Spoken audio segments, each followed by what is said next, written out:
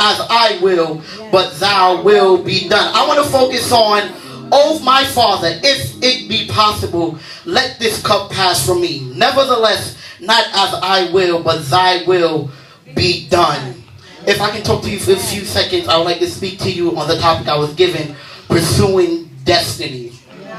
In life, we go through certain situations that seem like there's no end to it. Every time we get delivered from one thing, another thing seems to always pop up. The question becomes, when will the destination be final and come to an end? We strive to do good in all that we do, and we strive to become better Christians, but the Bible lets us know that when we would do good, evil is always present.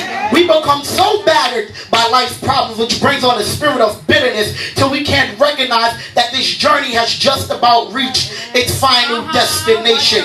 But when did we ever, or when have we ever taken the time to figure out what have we done to make things this hard upon us? Have we been obedient to the will of God? Have we been living our life according to His purpose, or have we been living life according to our own purpose, with our own flesh and our own wants? We want the blessings of the Father, but we don't want to do His will. We've become so caught up in the blessings of God that when our action cause our blessings to not flow and our deliverance not to take place, we can't realize that it is because of our disobedience to God's will. Let's examine the story of the prophet Jonah. Jonah, the prophet of God, was assigned by God to go into the city of Nineveh to tell them about their sins and to inform them to ask for God for forgiveness. But Jonah decided in his disobedient flesh that he would flee from the place that God was speaking to him, to the city of Tarshish. So he boarded a ship and went down into Joppa in hopes of getting away from God. How many times have God instructed us to do something, but we never do it? We go to God in prayer asking for things, and when it just don't seem to be getting answered, we get weary and well-doing as it begin to question the authority of God. But when God tells us to go down to the valley, how come we can't go? When God tells us to go to the mountaintop, how come we find every excuse on to why we just can't do it? It's so easy for us to yield into temptation, but it's so hard for us to accept the will of God. God is searching for people who are willing and able to submit to the will He has over our lives. Set apart people who will declare the wherever the sole of their feet shall trod upon. Now, as we get back to the story of Jonah, he finds himself boarding a ship hoping to flee the voice of God. So now Jonah, as he is on the ship, God in His almighty power sent out a great wind which was bound to destroy the ship. The others that was on the ship began to seek out the person that has caused such a storm to come against them.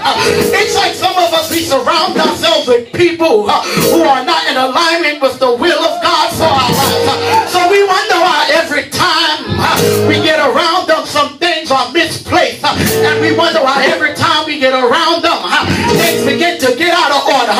Sister, we wonder every time when we are around them, problems begin to arise. This is why we have to be in alignment with the will of God. So Jonah, knowing that he was the one who caused it, said, "Take me and throw me overboard."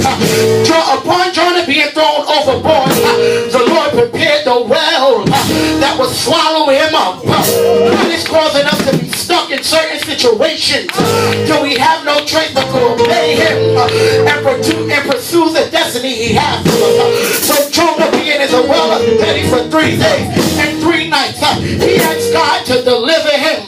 Because God is all-knowing, He allowed the well to vomit up Jonah, because He knew that when He spoke to Jonah the second time, that he will go to the Ninevites and tell them what thus saith the Lord. Now as I get ready to go to my seat, I thank God that on His pursuit of destiny, He allowed me a second chance. And when I say that when I was found guilty, He still allowed me to pursue my destiny.